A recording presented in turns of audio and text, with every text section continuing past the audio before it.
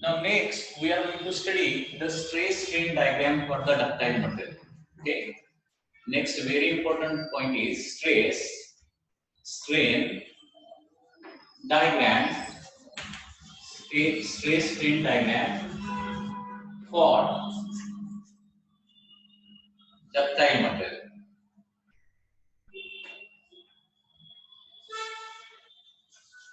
Okay, let's study this diagram. So this is a very important diagram which is called as stress strain diagram, and it is for ductile material. So for that, first of all, you should know what do you mean by the ductile material. Okay, so do you know what is the ductile material? Ductile material first.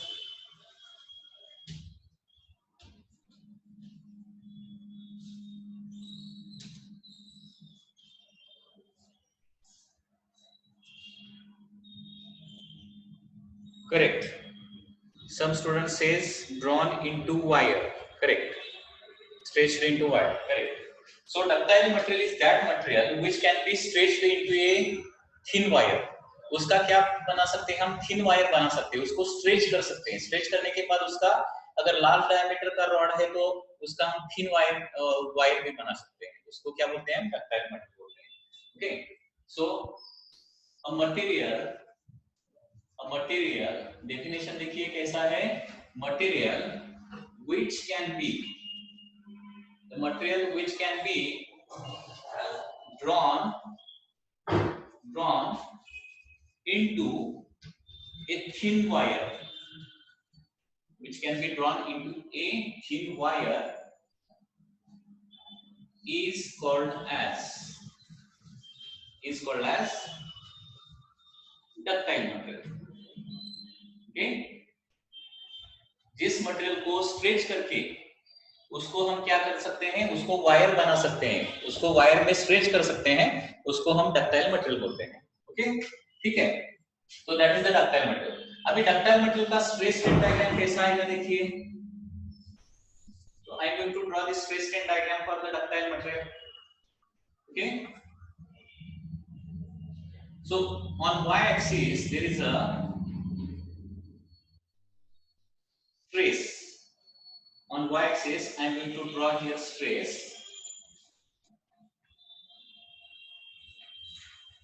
and on x-axis there is a strain. This is called as x-axis and this is called as y-axis. अभी देखिए इसमें क्या करने वाले हैं हम? Step by step stress का value बढ़ाने वाले हैं.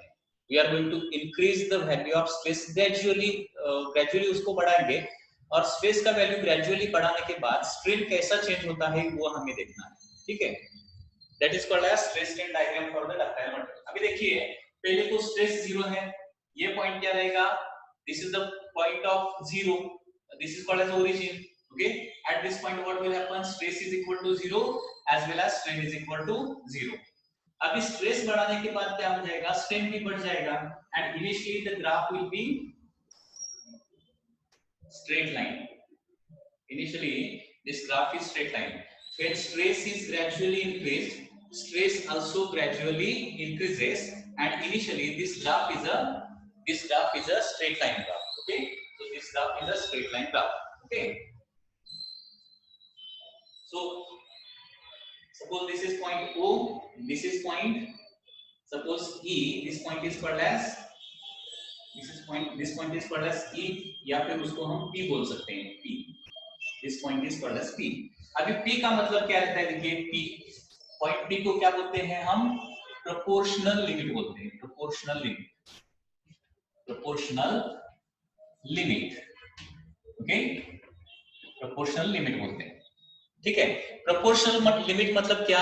Up to this point stress and strain are directly proportional. Up to point P क्या होता है? अगर हमने स्ट्रेस बढ़ाया तो स्ट्रेन भी बढ़ता है, और O टू P तक, अप टू पॉइंट P तक क्या होता है? Stress is directly proportional to strain रहता है. इसलिए उस P पॉइंट को क्या बोलते हैं हम? प्रोपोर्शनल लिमिट बोलते हैं. That is called as proportional limit. ठीक है, उसके बाद just after point P there is a point called as E, which is called as elastic limit. Elastic limit. अभी इसके बाद देखिए मैं थोड़ा सा और स्ट्रेस बढ़ाया तो मुझे और एक पॉइंट मिलता है, that point is called as point E, elastic limit बोलते हैं। अभी इलास्टिक लिमिट मतलब क्या होता है, already I have told you elastic limit मतलब क्या होता है। Okay, so what do you mean by elastic limit? It is the stress up to which there is no permanent deformation. It is the stress up to which there is no permanent deformation in the body. That is called as elastic limit. मतलब elastic limit तक मैंने stress लगाया और remove किया तो क्या होता है, body original shape and size regain करती है कंप्लीटली। उसको क्या बोलते हैं हम? इलास्टिक लिमिट बोलते हैं। फिर एक बार सुनिए, इलास्टिक लिमिट तक क्या होता है, स्ट्रेस इंक्रीज करने के बाद उसमें स्ट्रेन प्रोड्यूस हो जाएगा और स्ट्रेस रिमूव करने के बाद स्ट्रेन जीरो हो जाएगा। मतलब स्ट्रेस जीरो करने के बाद स्ट्रेन भी जीरो होता है, मतलब परमानेंट डिफॉर्मेशन प्रोड्यूस नहीं होता है up to elastic limit. Okay, so up to this elastic limit there is no permanent deformation, or in other words we can say that up to elastic limit body behaves as perfectly elastic body। okay, up to point E क्या होता है, body behaves as perfectly elastic body. E point तक क्या होता है, body perfectly elastic body जैसा behave करती है, मतलब उसमें परमानेंट डिफॉर्मेशन नहीं होता है। स्ट्रेस लगाया, इलोंगेशन हो जाएगा और स्ट्रेस रिमूव करने के बाद body original shape and size को आ जाएगी। Okay, that is the elastic limit. अभी इलास्टिक लिमिट के आगे क्या होता है, इलास्टिक लिमिट के आगे अभी इससे भी ज्यादा मैंने स्ट्रेस लगाया तो और एक पॉइंट मुझे मिलेगा, that point is called as Y point. Okay, Y point, that is called as yield point, that is called as yield point. अभी यील्ड पॉइंट क्या होता है, देखिए यील्ड पॉइंट, जब स्ट्रेस यील्ड पॉइंट को पहुंच जाती है तब क्या हो जाता है, at this point you will find that graph is like this. After point y graph is like this. देखिए ग्राफ क्या है, लगभग हॉरिजॉन्टल लाइन है, it is approximate horizontal line. मतलब क्या हुआ है, देखिए यहां से यहां तक, यहां से यहां तक क्या हुआ है, स्ट्रेस बढ़ा है क्या, नहीं बढ़ा है।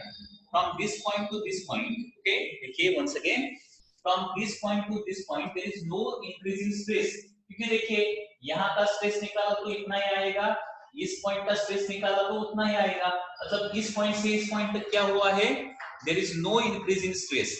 लेकिन स्ट्रेस इंक्रीज नहीं हुआ है, लेकिन स्ट्रेन देखिए क्या हुआ है, स्ट्रेन पहले तो यहाँ पे था, अभी क्या हो जाएगा, स्ट्रेन इतना हो जाएगा, मतलब स्ट्रेन बढ़ा है। मतलब इस रीजन में क्या होता है, देखिए इस रीजन में, in this region there is increasing strain. क्या बता रहा हूं मैं, in this region what happens, there is increase in strain without increase in stress, और इस प्रोसेस को हम बोलते हैं यील्डिंग बोलते हैं, यील्डिंग, YIELDING, यील्डिंग मतलब क्या, सर्टेन फोर्स लगाने के बाद up to certain mark stretch होता है, उससे ज्यादा फोर्स लगाने के बाद क्या होता है, सडनली ज्यादा इलोंगेशन हो जाता है। क्या होता है, देखिए यील्डिंग मतलब क्या होता है, y पॉइंट को क्या हो जाएगा, y पॉइंट तक फोर्स बढ़ाया तो इलोंगेशन बढ़ेगा अप टू पॉइंट y के अंदर, अप टू पॉइंट y क्या होता है, फोर्स बढ़ाने के बाद ही इलोंगेशन बढ़ता है, और y पॉइंट के आगे क्या होता है, फोर्स हम बढ़ाते नहीं है, फिर भी क्या होता है, उसका इलोंगेशन होता रहता है। ओके, उसका इलोंगेशन क्या होता है, कंटिन्यू रहता है। उसको क्या बोलते हैं हम, यील्डिंग प्रोसेस बोलते हैं, that is called as yielding process, and this point is called as yield point. फिर एक बार बता देता हूं, देखिए पी पॉइंट को क्या बोलेंगे हम, प्रोपोर्शनल लिमिट बोलेंगे। प्रोपोर्शनल लिमिट क्यों बोलेंगे, क्योंकि up to this point what happens, stress and strain directly proportional है। स्ट्रेस एंड स्ट्रेन क्या है, डायरेक्टली प्रोपोर्शनल है। Okay, up to point B, and therefore it is called as proportional limit. मतलब stress double किया तो strain भी double हो जाता है, स्ट्रेस ट्रिपल किया तो स्ट्रेन भी क्या हो जाएगा, स्ट्रेन भी ट्रिपल हो जाएगा। Therefore it is called as proportional limit. P point के आगे स्ट्रेस और स्ट्रेन डायरेक्टली प्रोपोर्शनल नहीं रहते हैं। पी पॉइंट के आगे स्ट्रेस और स्ट्रेन डायरेक्टली प्रोपोर्शनल नहीं रहेंगे। मतलब ऐसा हो सकता है कि स्ट्रेन मैंने 2 टाइम्स किया, स्ट्रेस मैंने 2 टाइम्स किया और स्ट्रेन जो है वो 3 टाइम्स या फिर 4 टाइम्स हो रहा है। ओके, उसके बाद और एक पॉइंट आता है ई पॉइंट। ई पॉइंट को क्या बोलते हैं हम, वो प्रोपोर्शनल लिमिट के थोड़ा सा ऊपर रहेगा लेकिन उसके नजदीक ही रहेगा। ई पॉइंट प्रोपोर्शनल लिमिट के नजदीक रहता है लेकिन प्रोपोर्शनल लिमिट के थोड़ा सा आगे रहता है। ई पॉइंट मतलब क्या रहता है, इलास्टिक लिमिट रहता है। इलास्टिक लिमिट मतलब क्या है, up to this point there is no permanent deformation in the wire or that material। मतलब ई पॉइंट के नीचे अगर स्ट्रेस है और रिमूव किया मैंने वो स्ट्रेस तो body original shape and size को आती है। और अगर स्ट्रेस ई से ज्यादा है, इलास्टिक लिमिट से स्ट्रेस ज्यादा है तो क्या हो जाएगा, वो स्ट्रेस रिमूव करने के बाद बॉडी ओरिजिनल लेंथ को या फिर ओरिजिनल शेप एंड साइज को नहीं आती है, थोड़ा सा उसमें परमानेंट डिफॉर्मेशन रह जाता है। परमानेंट डिफॉर्मेशन कब रहता है, जब बॉडी इलास्टिक लिमिट के आगे हम उसका स्ट्रेस बढ़ाते हैं। ओके, ठीक है। ई के बाद स्ट्रेस और बढ़ाया, if you increase the stress further we will get point Y. Y point पे क्या होता है, देखिए वाई पॉइंट पे क्या होता है, there is increase in strain without increasing stress. Stress हम बढ़ाते नहीं है, वाई पॉइंट पे रीच होने के बाद क्या होता है, उसके आगे स्ट्रेस बढ़ाने की जरूरत नहीं पड़ती लेकिन वायर का इलॉन्गेशन कंटिन्यू होता ही रहता है, उसी स्ट्रेस को उसी फोर्स को इलॉन्गेशन होता ही रहता है। तो this process is called as yielding. Yielding का मतलब क्या है, यील्डिंग का मतलब क्या है, without increasing stress there is increasing strain. In other words we can say that yielding मतलब without increasing force there is a elongation. Force हम बढ़ाते नहीं है लेकिन इलॉन्गेशन तो होता ही रहता है कंटिन्यूअस। ओके, वो इलॉन्गेशन होता है लेकिन एक सर्टेन लिमिट तक ही इलॉन्गेशन होता है और उसके बाद इलॉन्गेशन बंद होता है। ओके, सो यहां से यहां तक क्या हुआ है, वन सेकंड देखिए, स्ट्रेस तो मैंने बढ़ाया नहीं है लेकिन स्ट्रेन तो मतलब इलॉन्गेशन तो बढ़ गया है। देखिए stress is related to the force, force बढ़ाया तो स्ट्रेस बढ़ेगा और strain is related to elongation या फिर चेंज इन लेंथ, ऐसा भी लिख सकते हैं। फोर्स और इलॉन्गेशन का ये, in other words we can say that stress strain diagram मतलब फोर्स और इलॉन्गेशन का डायग्राम रहेगा, फोर्स और इलॉन्गेशन। ठीक है, अभी यील्डिंग यहां पे क्या हो जाएगा, स्टॉप हो जाएगा। यील्डिंग स्टॉप हो गया मतलब क्या हो जाएगा, उसका इलॉन्गेशन स्टॉप हो गया। अभी उससे ज्यादा इलॉन्गेशन करने के लिए क्या करना पड़ेगा, फिर से हमें स्ट्रेस बढ़ाना पड़ेगा। तो उसके आगे ग्राफ ऐसा आता है, देखिए उसके आगे as you increase the stress, strain also increases and we will get a maximum point in this diagram, a maximum point in this diagram, and this is called as, this point is called as point U। इसको क्या बोलते हैं हम, point U बोलते हैं। U मतलब क्या रहता है, this is ultimate tensile strength बोलते हैं। यू को क्या बोलते हैं हम, अल्टीमेट टेंसाइल स्ट्रेंथ। मतलब ये यू पॉइंट क्या रिप्रेजेंट करता है, ज्यादा से ज्यादा इस मटेरियल को इतना हम स्ट्रेस लगा सकते हैं, इसके ऊपर स्ट्रेस उस पर लगता ही नहीं है। क्यों नहीं लगता है, क्योंकि just after Y necking starts. Okay, just after Y there is a, मतलब just after and due to it is this ductile material called as ductile material। okay, so this point is point Y and just after U there is point N। N को क्या बोलूंगा मैं, necking point बोलूंगा, necking point.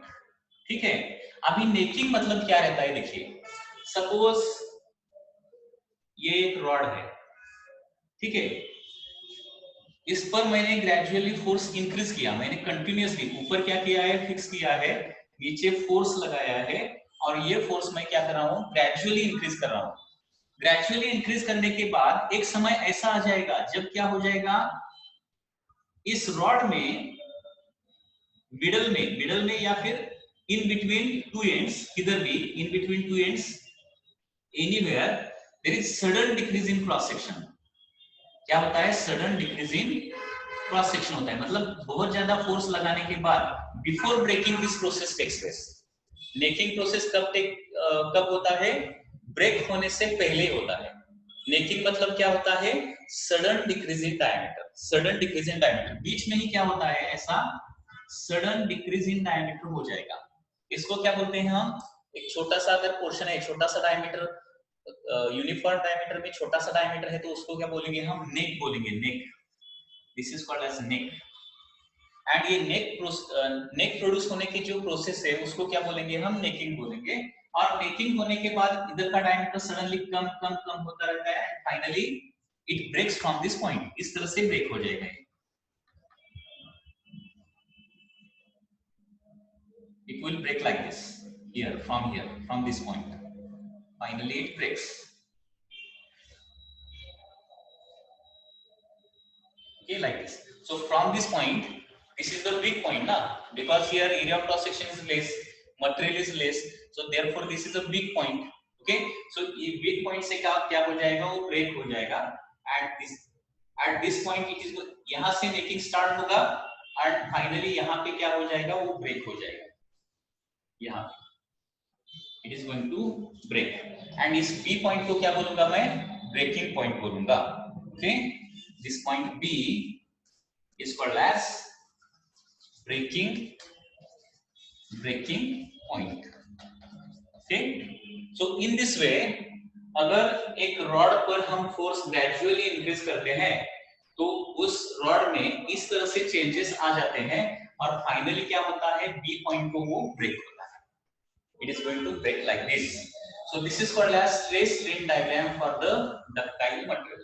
Okay, समझ में आया क्या? देखिए एक बार मैं फिर से रिपीट करता हूँ, फास्ट फिर से रिपीट करता हूँ और उसके बाद आपके मैं डाउट्स ले लूंगा regarding this diagram. Okay, regarding this diagram I will take your doubts. Once again I am going to repeat this. देखिए फर्स्ट ऑफ ऑल, देखिए we are going to study now stress strain diagram.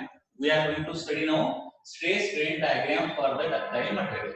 Okay, so first of all, what is the ductile material? A material which can be drawn into a thin wire.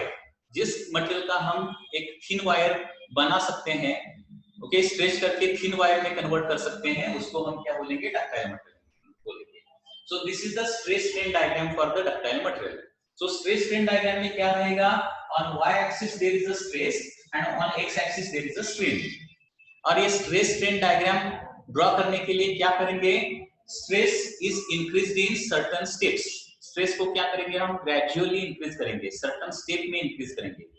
और stress बढ़ने के बाद strain में change कैसा होता है ये हम ऑब्जर्व करने वाले हैं। उसका इलोंगेशन कितना होता है, मतलब फोर्स को हम, स्ट्रेचिंग फोर्स को क्या करेंगे हम? ग्रेजुअली इंक्रीज करेंगे और उसका इलोंगेशन में चेंज कैसा होता है वो हम देखेंगे। और ये प्रोसेस कब तक चलेगी? जब तक वो मटेरियल ब्रेक नहीं होता है तब तक हम स्ट्रेस या फिर फोर्स बढ़ाते रहेंगे और उसका इलोंगेशन ऑब्जर्व करते रहेंगे। पहले तो क्या होता है? देखिए O से P तक क्या होता है? Stress is directly proportional to strain and therefore point P is called as proportional limit. क्योंकि अप टू पॉइंट P ही क्या होता है? Up to only point P क्या होता है? स्ट्रेस डबल किया तो स्ट्रेन डबल होता है, स्ट्रेस ट्रिपल किया तो स्ट्रेन भी ट्रिपल हो जाएगा। मतलब stress and strain those are directly proportional to each other and therefore point P is called as proportional limit. P के बाद ऊपर आएगा पॉइंट E। E को क्या बोलेंगे हम? E को हम इलास्टिक लिमिट बोलेंगे। इलास्टिक लिमिट क्यों बोलते हैं इस पॉइंट को? क्योंकि up to this point if stress is applied and then removed, you will find that body regains its original shape and size. Elastic limit तक ही body original shape and size को regain कर सकती है। उसके आगे क्या होता है? परमानेंट डिफॉर्मेशन, मतलब फोर्स लगाया स्ट्रेच हो जाएगा, फोर्स रिमूव करने के बाद कंप्लीटली रिगेन नहीं करती है बॉडी, थोड़ा सा उसमें परमानेंट डिफॉर्मेशन रह जाता है। Okay, so therefore this point is called as E. E के बाद क्या होता है? थोड़ा सा स्ट्रेस बढ़ाने के बाद the point Y comes. Point Y is called as yield point. Yield point मतलब एट यील्ड पॉइंट क्या होता है? There is increase in strain. देखिए there is increase in strain without increase in stress. Okay, when stress reaches point Y, that is yield point, what happens? There is increase in strain without increase in stress. This process is called as yielding. Yielding start होता है, wire का length बढ़ता जाता है और एक certain limit तक बढ़ने के बाद उसका इलोंगेशन स्टॉप हो जाएगा. मतलब इस पॉइंट को क्या हो जाएगा? इलोंगेशन स्टॉप हो जाएगा.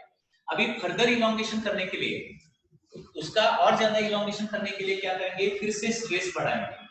स्ट्रेस बढ़ाने के बाद हमें इस ग्राफ का हाईएस्ट पॉइंट मिलेगा या फिर इस ग्राफ का हाईएस्ट स्ट्रेस मिलेगा. इसका मतलब क्या हो गया है? देखिए, दिस मटेरियल को ज्यादा से ज्यादा हम क्या कर सकते हैं? इतना स्ट्रेस लगा सकते हैं. इसके ऊपर स्ट्रेस नहीं लगा सकते हैं क्योंकि पॉइंट ही नहीं आता है ना ग्राफ में. This is the point of maximum stress only. So this is the maximum stress which can be applied to that material. तो यू पॉइंट को क्या बोलेंगे हम? अल्टीमेट टेंसाइल स्ट्रेंथ बोलेंगे. Ultimate tensile strength. अल्टीमेट मतलब क्या रहता है? Maximum tensile strength. Just after U के थोड़ा सा ही आगे क्या होता है? नेकिंग चालू होता है. मतलब यू से हमने स्ट्रेस, यू से भी ज्यादा स्ट्रेस प्रोड्यूस करने का प्रयत्न किया तो क्या होता है? Material failure starts now. Material failure start होता है मतलब क्या होता है? रॉड में बीच में कहीं तो क्या हो जाएगा? There is sudden decrease in diameter हो जाएगा. मतलब डायमीटर सडनली उसका कम हो जाएगा बीच में कहीं तो, और उसको क्या बोलेंगे हम? नेकिंग बोलेंगे.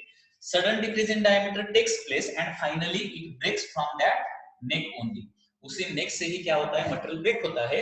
और ब्रेक होते वक्त जो स्ट्रेस होता है उस रॉड में, ब्रेक होते वक्त जो स्ट्रेस होता है, ओके, उसको हम क्या बोलेंगे? ब्रेकिंग पॉइंट बोलेंगे. So in this way there is a complete behavior of the metal wire when it is gradually increased. Okay, so hope you have understood. I'm going to see the doubts now.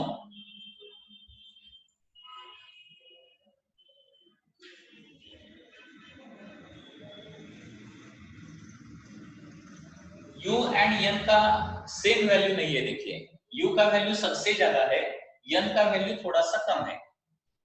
The value of N is slightly less. ठीक है, मतलब U से ज्यादा हम अगर stress बढ़ाने का प्रयत्न करते हैं तो क्या होता है? सडनली फेल्यूर स्टार्ट हो जाता है. मतलब सडन इलोंगेशन थोड़ा सा होता है और इलोंगेशन की वजह से क्या होता है? स्ट्रेस थोड़ा सा कम होता है. स्ट्रेस कम होता है क्योंकि सडन इलोंगेशन होने के बाद थोड़ा सा वो रिलैक्स, वायर थोड़ा सा रिलैक्स हो जाएगा. मतलब स्ट्रेस उसका कम हो सकता है.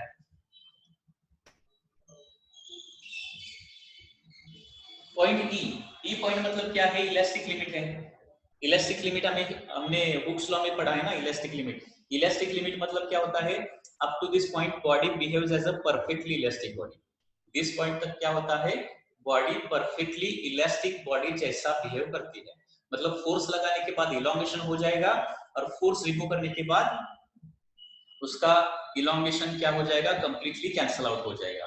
मतलब इस डायग्राम में देखिए, अभी मैंने सपोज मैंने ई से आगे थोड़ा सा इधर तक स्ट्रेस इधर तक स्ट्रेस लगाया और स्ट्रेस रिमूव किया. सपोज ये पॉइंट क्या है? येलो पॉइंट आपको दिख रहा है ना. देखिए, ये येलो पॉइंट जो है वो ई और वाई के बीच में है. ठीक है, ये पॉइंट इधर तक स्ट्रेस लगाया और रिमूव किया तो क्या होता है? इसको पैरेलल लाइन मुझे ड्रॉ करना पड़ेगा इस तरह से. इधर तक स्ट्रेस लगाया और स्ट्रेस रिमूव किया तो क्या हो जाएगा? कंप्लीटली स्ट्रेस रिमूव करने के बाद इतना परमानेंट डिफॉर्मेशन उसमें प्रोड्यूस हो जाएगा. इतना परमानेंट स्ट्रेन उसमें रह जाएगा. जीरो स्ट्रेन नहीं रहेगा, इतना स्ट्रेस उसमें परमानेंट रहेगा. इसको क्या बोलते हैं? परमानेंट सेट भी बोलते हैं. परमानेंट सेट बोलते हैं या फिर परमानेंट स्ट्रेन बोलते हैं. पता चल गया ना. सपोज देखिए, ई पॉइंट के आगे यहां तक मैंने अगर इसको यहां तक मैंने क्या किया? स्ट्रेस बढ़ाई इस पॉइंट तक. ठीक है, इस पॉइंट तक स्ट्रेस बढ़ाया और स्ट्रेस रिमूव किया तो बॉडी क्या हो जाएगी? कंप्लीट स्ट्रेस रिमूव करने के बाद बॉडी में इतना परमानेंट स्ट्रेन प्रोड्यूस हो जाएगा. इतना परमानेंट. इसको पैरेलल लेना है. प्रोपोर्शनल लिमिट का जो लाइन है ना, उसको पैरेलल लाइन हमें ड्रॉ करना है. That is the important thing. Elastic limit तक देखिए, मैंने यहां तक स्ट्रेस लगाया और स्ट्रेस रिमूव किया तो क्या हो जाएगा, स्ट्रेन भी रिमूव हो जाएगा। अप टू प्रोपोर्शनल लिमिट और up to elastic limit there is no permanent deformation. लेकिन इलास्टिक लिमिट के आगे स्ट्रेस लगाया और रिमूव किया तो क्या होता है, परमानेंट स्ट्रेन प्रोड्यूस हो जाएगा, परमानेंट डिफॉर्मेशन प्रोड्यूस हो जाएगा। और कितना परमानेंट डिफॉर्मेशन प्रोड्यूस हो जाएगा कैसे निकालेंगे, उस पॉइंट से क्या करेंगे, एक पैरेलल लाइन ड्रॉ करेंगे। उस पॉइंट से पैरेलल लाइन, ये जो ओपी लाइन जो है, ओपी लाइन को पैरेलल लाइन ड्रॉ करेंगे। और ये लाइन जहां पे एक्स एक्सिस पे आएगी वो क्या होगा, आपका परमानेंट डिफॉर्मेशन या फिर परमानेंट इलोंगेशन या फिर परमानेंट स्ट्रेन रहेगा। ओके, मतलब body original shape and size को नहीं आती है। मतलब फिर एक बार देखिए, up to elastic limit stress is applied and remove, body regains original length, original shape and size. E के आगे हमने स्ट्रेस लगाया और रिमूव किया तो परमानेंट डिफॉर्मेशन थोड़ा सा रहेगा उसमें। ठीक है,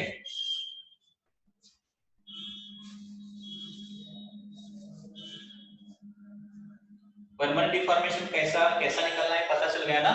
इस ओपी लाइन को क्या करना है, पैरेलल लाइन ड्रॉ करना है किसी भी पॉइंट से। देखिए वन सेकेंड, देखिए अगर मुझे यहां तक मैंने स्ट्रेस लगाया और स्ट्रेस रिमूव किया तो बॉडी में परमानेंट डिफॉर्मेशन कितना प्रोड्यूस हो जाएगा, इसको मैं यहां से पैरेलल लाइन ड्रॉ करूंगा ऐसे, ये देखिए ऐसा।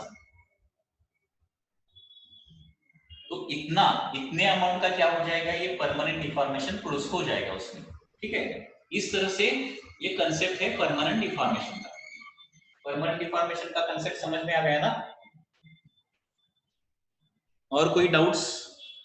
यू पॉइंट, यू पॉइंट मतलब इस ग्राफ का ये मैक्सिमम पॉइंट है, मैक्सिमम हाइट का पॉइंट है।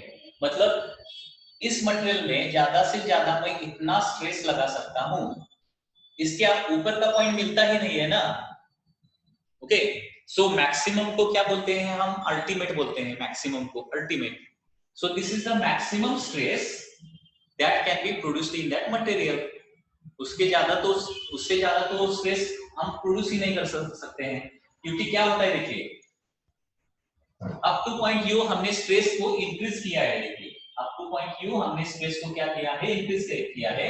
और उससे ज्यादा जब मैं स्ट्रेस को इंक्रीज करने का प्रयत्न करता हूं तो क्या होता है, नेकिंग चालू होता है। नेकिंग मतलब क्या होता है, सडन डिक्रीज इन डायमीटर होता है और body fails there from that नेक।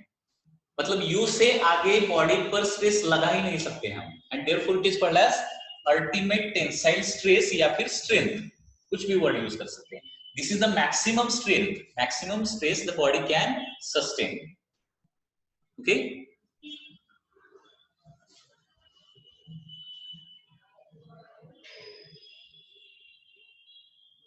हाँ, बी पॉइंट को क्या होता है, ब्रेकिंग पॉइंट को स्ट्रेस थोड़ा सा कम रहता है। ओके, क्योंकि नेकिंग फॉर्म होने के बाद, नेकिंग फॉर्म होने के बाद थोड़ा सा ज्यादा इलॉन्गेशन होने के कारण लोड कम पड़ता है उस पर, और उसकी वजह से स्ट्रेस थोड़ा सा कम आता है at the point B. Okay, so this is the stress strain diagram for the ductile material. Okay, समझ में आया क्या? देखिए at E permanent deformation is there or not? No.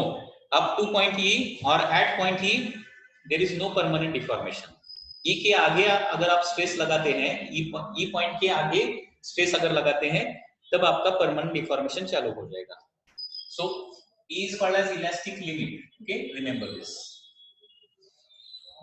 What is proportional limit? Proportional limit मतलब क्या रहता है, up to this point there is a straight line. You can see clearly. This is a completely straight line है। Straight line मतलब क्या है, up to this point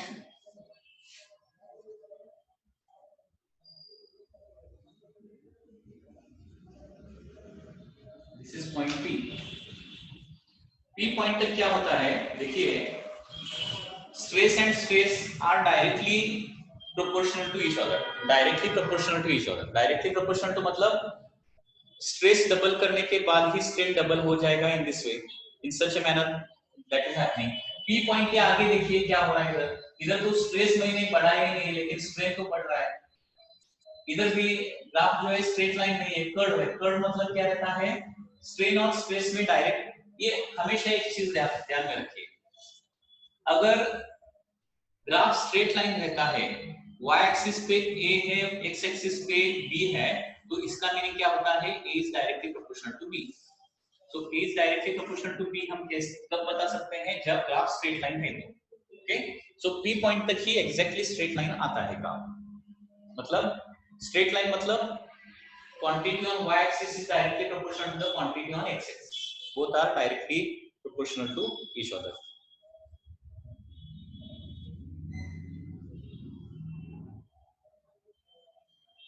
Next question is that, sir, if n and b are far, then what happens? n मतलब necking चालू होता है ना, और उसके बाद b पॉइंट को क्या हो जाएगा, ब्रेक हो जाएगा वो।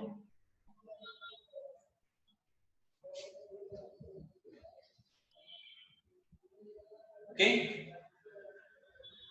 now this is the graph for all ductile materials. Ductile material जितने भी ductile material है, ductile material का एग्जांपल कौन सा है, gold, copper, silver, okay, after that iron, these are the ductile materials। जितने भी ductile material है उनका सभी का ग्राफ इस तरह से ही आएगा। डिफरेंस क्या रहेगा, ये पॉइंट P का स्ट्रेस जो है वो डिफरेंट रहेगा, या फिर अल्टीमेट टेंसाइल स्ट्रेंथ जो है वो डिफरेंट रहेगा, इनका वैल्यू डिफरेंट रहेगा, लेकिन shape of the graph will be like this only. जितने भी डक्टाइल मटेरियल है सभी का ग्राफ हमने निकाला तो इस तरह से ही आएगा। डिफरेंस क्या आ जाएगा, y का वैल्यू या फिर इलास्टिक लिमिट का वैल्यू या फिर यील्ड पॉइंट का वैल्यू, उसका वैल्यू सिर्फ मटेरियल टू मटेरियल चेंज हो जाएगा, but graph shape of the graph will be like this only. Okay, shape of the graph will be as it is.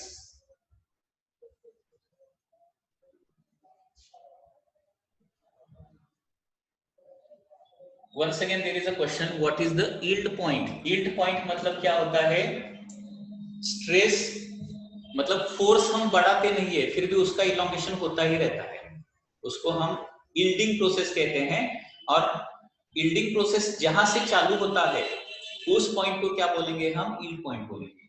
So yielding कहां से चालू हुआ है, पॉइंट y से चालू हो गया है। यील्ड पॉइंट मतलब क्या, मैंने फोर्स बढ़ाया है, देखिए इधर यहां से यहां तक, देखिए फोर्स या फिर स्ट्रेस की वैल्यू सेम है ना, स्ट्रेस मतलब रिलेटेड टू फोर्स। फोर्स मैंने यहां से यहां तक फोर्स का इंक्रीज कुछ भी नहीं हुआ है, या फिर स्ट्रेस का इंक्रीज कुछ नहीं हुआ है, लेकिन स्ट्रेन तो मतलब इलॉन्गेशन तो होता ही जा रहा है।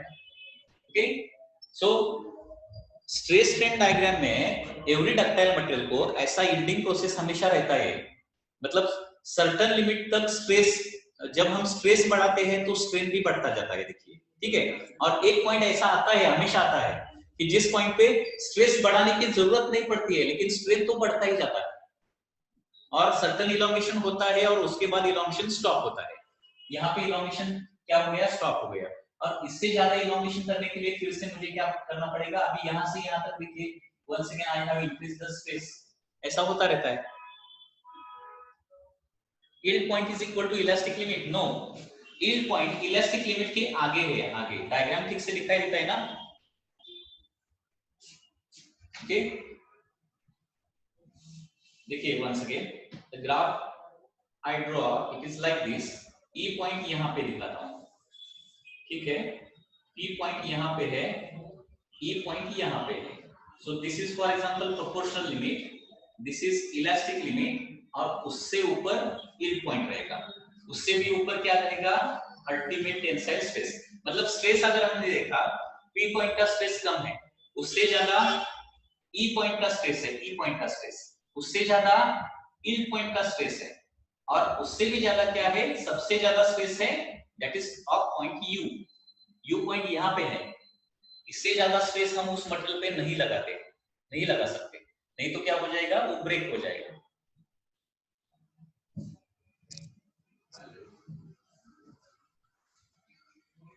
Okay, so this is the stress strain diagram for the ductile material.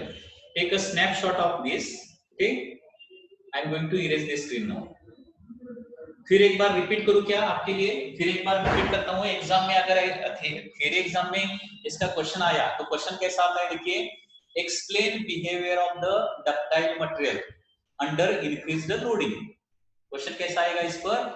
Explain behaviour of ductile material under increased loading, मतलब किसी डक्टाइल मटेरियल पर हम कंटिन्यूअसली लोड बढ़ाते हैं, कंटिन्यूअसली फोर्स बढ़ाते हैं, तो उसका बिहेवियर कैसा रहता है वो हमें एक्सप्लेन करना है। ओके, तो एक्सप्लेनेशन कैसा आ जाएगा देखिए फिर एक बार। So to explain behavior of the wire, on y-axis stress is taken and on the x-axis strain is taken. Stress is gradually increased in steps. Okay, देखिए सुनिए ठीक से, stress is gradually increased in steps. Initially we get the point y. Okay, initially we get the point y which is called as proportional limit. Okay, up to this proportional limit क्या होता है? Stress is directly proportional to strain. Up to proportional limit stress is directly proportional to strain, means if stress is doubled strain also become double, या फिर if stress is tripled strain also become triple. When stress is further increased we get a point y, ऐसे ही लिखना है आपको।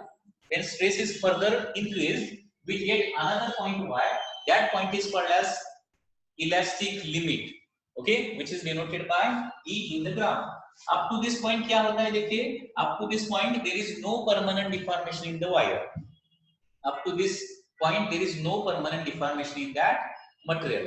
मतलब क्या हो जाएगा, स्ट्रेस लगाया इलॉन्गेशन हो जाएगा, स्ट्रेस रिमूव किया तो फिर से इलॉन्गेशन जीरो हो जाएगा। Okay, when stress is now further increased we get a point y. when stress is further increased we get point y. Stress उससे भी ज्यादा थोड़ा सा बढ़ा है तो क्या हो जाएगा, we get point y and point y is called as yield point. Okay, अभी yield point पे क्या होता है वो आपको लिखना है। yield point पे क्या होता है, at point y there is increase in strain without increase in stress. Okay, y point पे क्या होता है, स्ट्रेन बढ़ता जाता है, स्ट्रेस तो हम बढ़ाते नहीं है फिर भी क्या होता है, स्ट्रेन तो बढ़ता जाता है, स्ट्रेन बढ़ता है and finally reaches a certain value. After that to further increase strain, उससे ज्यादा इलॉन्गेशन करने के लिए क्या करना पड़ेगा, once again stress is increase, okay, till we reach maximum stress the material can sustain, and this point is called as yield point, ultimate tensile strength. This point is called as ultimate tensile strength. So this is the maximum stress that material can sustain or that material can bear. And if we try to increase the stress above this, हमने अगर क्या किया, ultimate tensile strength से ज्यादा stress लगाने का प्रयत्न किया तो क्या होता है, necking starts. What do you mean by necking? There is sudden decrease in diameter of the wire as shown in this diagram. There is sudden decrease in diameter of the wire and finally from the same portion, from that neck only, finally that rod fails. Okay, and the stress corresponding to that breaking point is called as breaking stress. breaking point को जो stress रहेगा उसको क्या बोलेंगे हम, breaking stress बोलेंगे। देखिए P का स्ट्रेस इतना रहता है, E का स्ट्रेस इतना रहता है, Y का स्ट्रेस इतना रहता है, B का स्ट्रेस इतना रहता है और U का स्ट्रेस इतना रहता है। तो सबसे ज्यादा स्ट्रेस कौन सा रहता है, अल्टीमेट टेंसाइल स्ट्रेंथ वाला स्ट्रेस सबसे ज्यादा रहेगा। ठीक है, अल्टीमेट टेंसाइल स्ट्रेंथ वाला स्ट्रेस सबसे ज्यादा रहेगा। ठीक है, डायग्राम देखिए फिर से।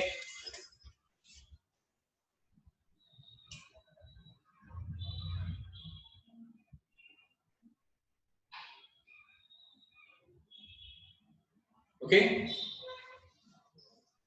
so can I erase this now?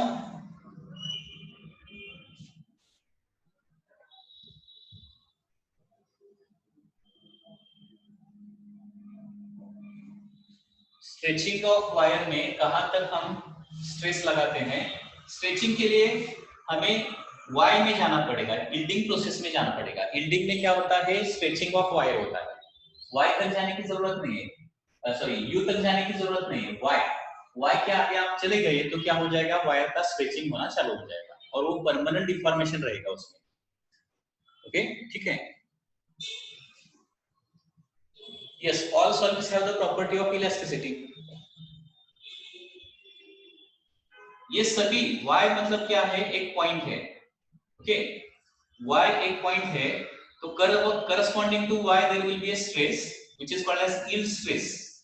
Okay, y एक पॉइंट है, देखिए अभी y पॉइंट को एक सर्टेन स्ट्रेस भी आएगा और एक सर्टेन स्ट्रेन भी आएगा. अगर आपको पूछा कि what is the unit of yield stress, तो क्या आप बोलेंगे? आप what is the unit of yield stress पूछा तो क्या बोलेंगे? न्यूटन पर मीटर स्क्वायर बोलेंगे. And what is the unit of yield strain बोला, यील्ड स्ट्रेन का यूनिट क्या है? तो उसको यूनिट नहीं रहता है. जस्ट यील्ड पॉइंट का यूनिट पूछा तो आप नहीं बता सकते हैं. यील्ड स्ट्रेस है, यील्ड स्ट्रेस ऐसा बताया तो क्या हो जाएगा? Newton per metre square. Because all these are stresses. Proportional limit is a stress, elastic limit is a stress, after that yield stress is also a stress. Okay, उसके बाद ये ब्रेकिंग स्ट्रेस है, ये भी स्ट्रेस है, और ultimate tensile strength ये भी स्ट्रेस है.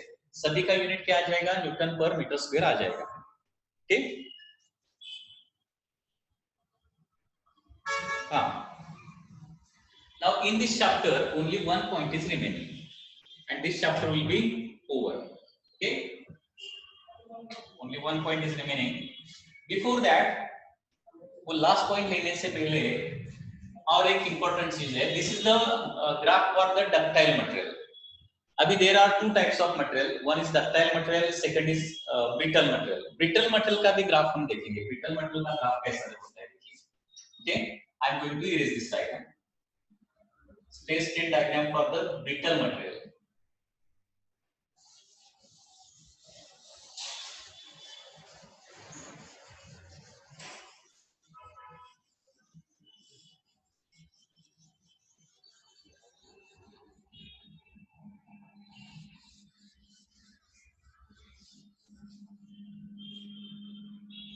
Stress strain diagram for brittle material.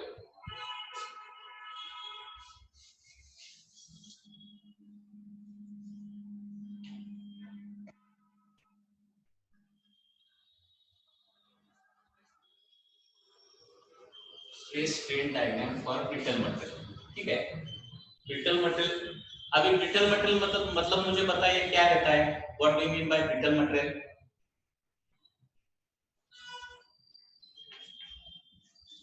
brittle material का मीनिंग क्या होता है?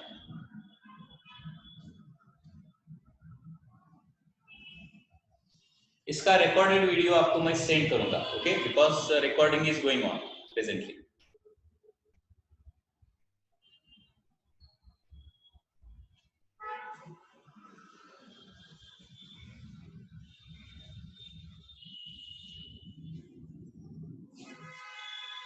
brittle material.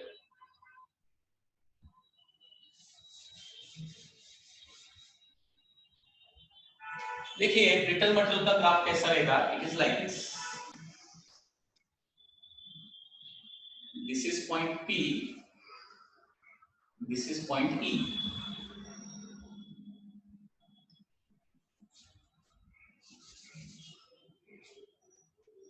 देखिए फिर एक बार ड्रॉ करता हूं. First there is a straight line. Straight line का एंड जहां पे होता है, स्ट्रेट लाइन का एंड जहां पे होता है उसको क्या बोलेंगे? हम P बोलेंगे. क्योंकि स्ट्रेट लाइन मतलब stress and strain directly proportional to each other. Okay, straight line का एंड जहां पे रहेगा वहां पे क्या बोलेंगे? हम प्रोपोर्शनल लिमिट बोलेंगे. उसके बाद पॉइंट E रहेगा. E मतलब क्या रहेगा? Elastic limit. मतलब वंस अगेन सेम होता है क्या? Up to elastic limit body behaves as a perfectly elastic body. मतलब डिफॉर्मिंग फोर्स लगाया तो डिफॉर्मेशन प्रोड्यूस हो जाएगा और डिफॉर्मिंग फोर्स रिमूव करने के बाद body original shape and size retain करेगी. अप टू E होता है, ये क्या आगे नहीं होता है. और उसके बाद there is a point B. What is point B? Tell me, what is point B? Tell me. Already I have told you. Breaking point, correct. It is a breaking point. It is written here. So main difference in ductile material and brittle material is that ductile material में क्या रहता है? yielding process रहता है. देखिए yielding process y point रहता है, इसमें y point नहीं रहता है. क्या होता है? When stress is gradually increased, strain also gradually increases up to point P. Stress and strain are directly proportional to each other. After that, when stress is further increased, we get a point Y.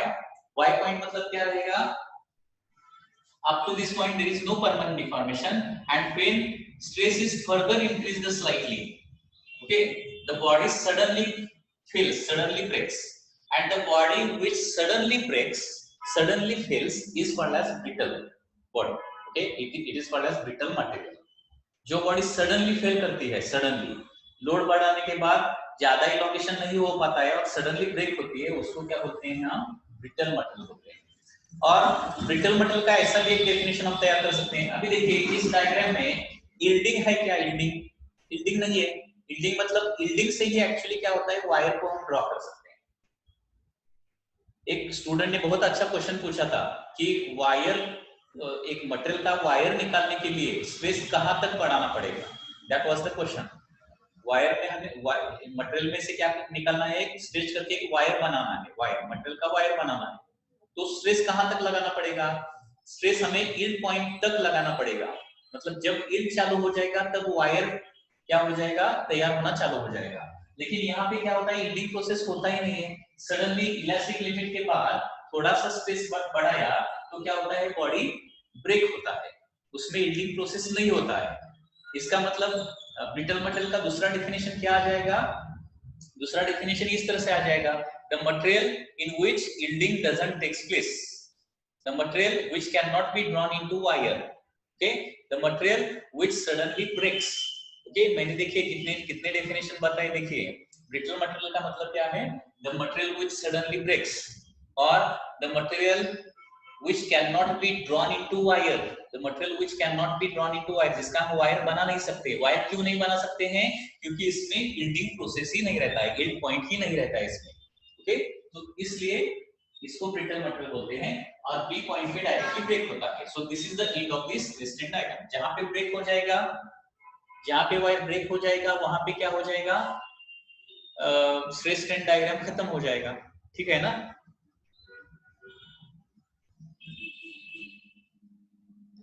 Brittle material मतलब क्या होता है, the material which suddenly breaks, okay. अभी मैं थोड़ा सा आपको इधर कुछ प्रॉपर्टीज बताऊंगा, उसका मीनिंग क्या है आपको समझ में आना चाहिए, ओके। आपने ये वर्ड्स पढ़े होंगे, क्या क्या वर्ड है देखिए। First is hard, second is tough, third is strong, okay, fourth is ductile, सभी वर्ड का आपको ठीक से मीनिंग पता होना चाहिए, ductile. Fifth is malleable, okay, hard, tough, strong, ductile, malleable and brittle, okay। so what are the meaning of these materials, ये हमें देखना है मीनिंग, इन मटेरियल का मीनिंग क्या है। कभी कभी क्या होता है, हमको लगता है कि हार्ड मतलब टफ रहेगा या फिर टफ मतलब स्ट्रांग रहेगा, नहीं है, लेकिन इसका थोड़ा सा डिफरेंट मीनिंग है। देखिए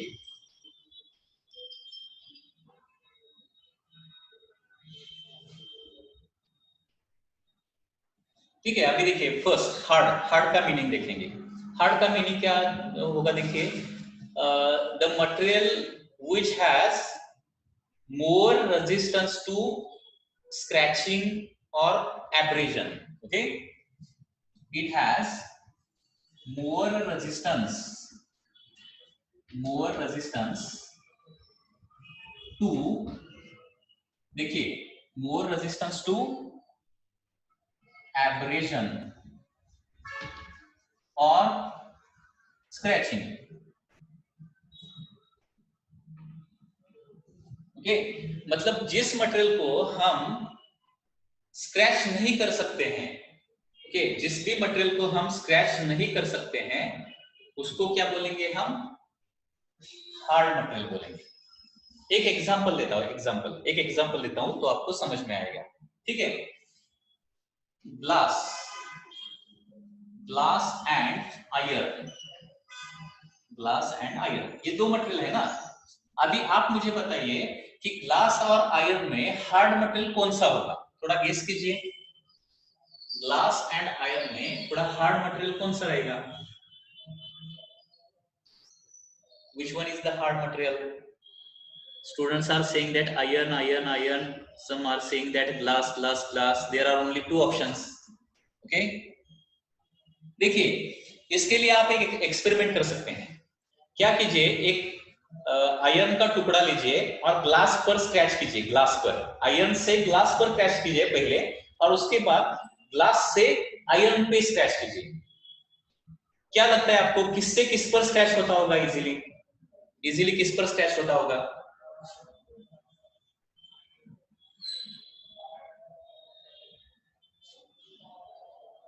मतलब ग्लास पर अगर आपने स्क्रैच करने का प्रयत्न किया तो स्क्रैच नहीं होता है, इजीली स्क्रैच नहीं होता है। मतलब स्क्रैच होता है लेकिन उतना इजीली नहीं होता है।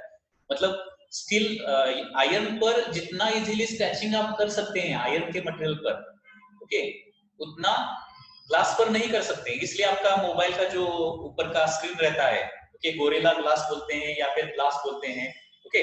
तो गोरिल्ला ग्लास मोबाइल का आपको स्क्रीन पता होगा, गोरिल्ला ग्लास बोलते हैं या फिर जस्ट ग्लास बोलते हैं, टेम्पर्ड ग्लास बोलते हैं उसको।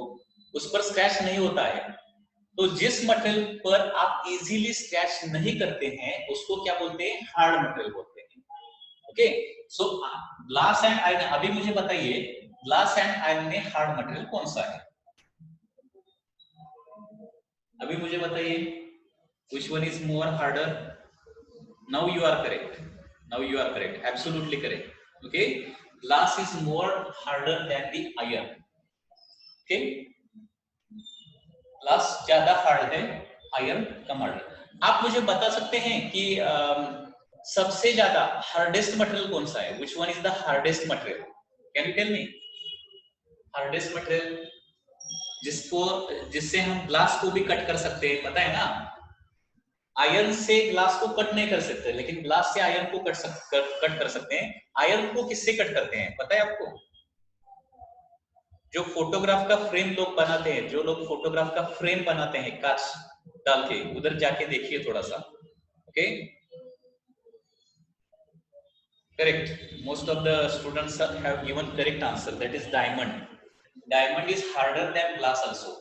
सो डायमंड से हम ग्लास को भी कट कर सकते हैं। आपने देखा होगा एक ऐसा डायमंड से ग्लास पर एक लाइन ड्रॉ करने के बाद इजीली वो कट हो जाता है। ग्लास की, ग्लास को स्टील से नहीं कट कर सकते हैं या फिर आयरन से कट नहीं कर सकते हैं। हार्डनेस का मतलब समझ में आ गया है क्या आपको? हार्डनेस का समझ में आ गया? हार्डनेस मतलब क्या रहता है? It is resistance to abrasion या फिर रेजिस्टेंस टू स्क्रैचिंग होते हैं। रेजिस्टेंस टू स्क्रैचिंग या फिर रेजिस्टेंस टू एब्रेजन। ओके, अभी टफनेस या फिर टफ मटेरियल किसको बोलेंगे आप? Tough, toughness is nothing but resistance to deformation. देखिए, resistance to deformation, resistance to deformation दिखाई देता है ना ठीक से? रेजिस्टेंस टू डिफॉर्मेशन मतलब जिस मटेरियल का हम डिफॉर्मेशन नहीं प्रोड्यूस कर सकते हैं। ओके, अगर दो मटेरियल है, suppose this is the first material, या फिर यहाँ पे दो ऐसा स्ट्रिप्स है, दो स्ट्रिप्स है, डिफरेंट मटेरियल का दो स्ट्रिप्स है, सपोज ऐसा स्ट्रिप्स है, ठीक है। और दोनों को मैंने क्या किया, दोनों को 100 न्यूटन का फोर्स लगाया इस तरह से। देखिए 100 न्यूटन का फोर्स लगाया दोनों को, और 100 न्यूटन का फोर्स लगाने के बाद ये इतना सा बेंड होता है, थोड़ा सा ही बेंड होता है, और ये बहुत ज्यादा बेंड होता है। ओके, डिफॉर्मेशन मतलब क्या रहता है? Change in shape and size और बोथ। डिफॉर्मेशन का मतलब क्या है? चेंज इन शेप और साइज और बोथ। अभी क्या हो जाएगा, इधर दोनों में तो फोर्स उतना ही लगाया है, लेकिन बेंड कौन सा ज्यादा हो गया है? ये सेकंड वाला, ए और बी के बीच में ज्यादा बेंड कौन हो गया है? बी। सो इसमें टफनेस किसका ज्यादा बोलेंगे? ए का टफनेस ज्यादा रहेगा और बी का टफनेस क्या रहेगा? कम रहेगा। So toughness is related to the deformation. देखिए, toughness is related to the deformation, मतलब जिसका बेंडिंग ज्यादा होता है वो कम टफ रहता है, जिसका बेंडिंग कम रहता है वो टफ ज्यादा रहता है। इस तरह से आपको लेना है। ओके, मराठी में एक वर्ड है आपको पता होगा, मोडेन पण वाकणार नाही। ओके, मोडेन पण वाकणार नाही, ऐसा एक वर्ड है, पता है ना? मतलब टफनेस उसको बोलते हैं, वो ब्रेक हो जाएगा लेकिन बेंड नहीं हो जाएगा, उसको टफनेस बोलते हैं। Okay, that is called tough.